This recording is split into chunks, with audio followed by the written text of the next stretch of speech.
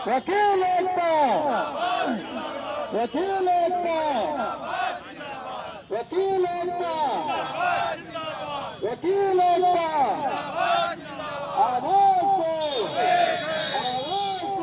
आवाज दो, आवाज दो, अधिवक्ता एकता, अधिवक्ता नहीं चलेगी, नहीं चलेगी, नहीं चलेगी, नहीं चलेगी। सर क्या कहना चाहते हैं गाजियाबाद और मामले के ऊपर जिस तरह से जज के कहने पर वकीलों के ऊपर लाठीचार्ज हुई है? गाजियाबाद जिला जज का पुतला हम फूंकेंगे, उसकी कृत्य की निंदा किए हैं और जब तक वो बर्खास्त नहीं होते तब तक आंदोलन करेंगे। और उसके बाद से कई वकील घायल हुए थे, उनका इलाज स्वास्थ्य करने की जो इनकी कोशिश है वो पूरी कोशिश की जा रही है। एक बैठक किया था, उसके पश्चात 3 नवंबर को एक बैठक हुई है जिसमें प्रदेश भर के कई जिलों के अध्यक्ष और मंत्री बार एसोसिएशन के हमारे यहाँ लखनऊ बार एसोसिएशन में आमंत्रित किया गया था। उसी के क्रम में ये आज हम लोगों ने 5 नवंबर को ये धरना प्रदर्शन विरोध स्वरूप हम प्रकट कर रहे हैं न्यायिक कार्य से विरत रह करके। चूँकि बार और बेंच के बीच में एक सामंजस्य होना चाहिए, कहीं ना कहीं बार और बेंच के बीच में जो वर्तमान समय है एक नज़रिए से हम लोगों को नहीं देखा जा रहा है। जो गाजियाबाद की जनपद न्यायालय में घटना हुई है, जिला जज महोदय द्वारा जो उनके आचरण के विपरीत कृत्य किया गया है, उसके लिए निश्चित रूप से मैं अपने माननीय उच्च न्यायालय के मुख्य न्यायाधीश महोदय से निवेदन है और उनको एक मांग पत्र भी हम लोग जिला जज के माध्यम से आज प्रेषित करने वाले हैं सेंट्रल बार लखनऊ बार के सहयोग से।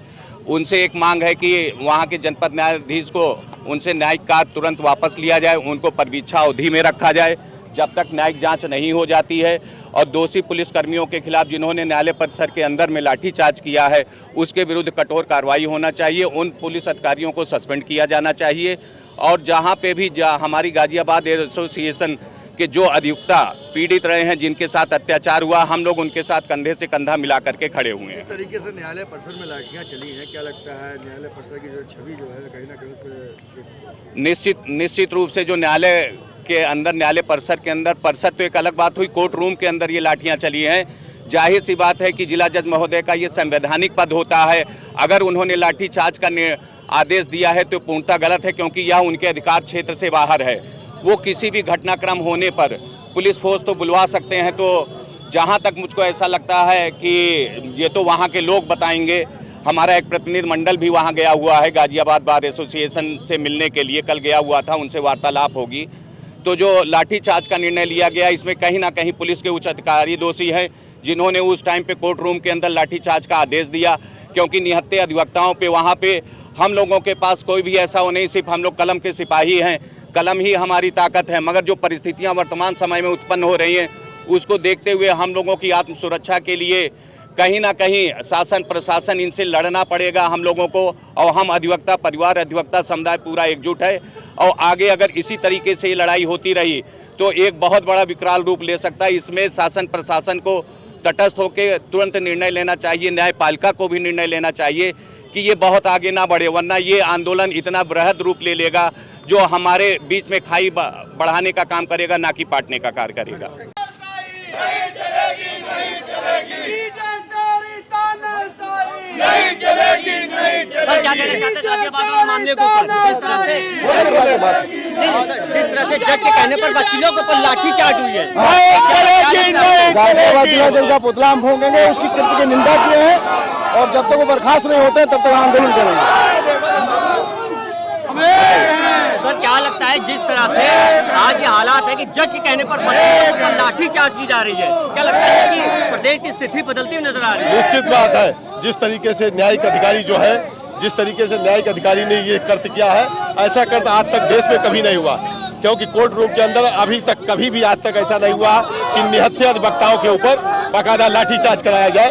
जज के पास बहुत से विकल्प थे, अगर वो चाहते तो अपनी इस मुकदमे को ट्रांसफर कर सकते थे। उनके पास बहुत से ऐसे व्यवस्था थी कि वो अगर चाहते तो रिटायर्ड होकर के वो बाकायदा अपने चैम्बर में जा सकते थे और मामले को अपने से अलग कर सकते थे और आपराधिक अवमानना का बाकायदा वो परसू करा सकते थे।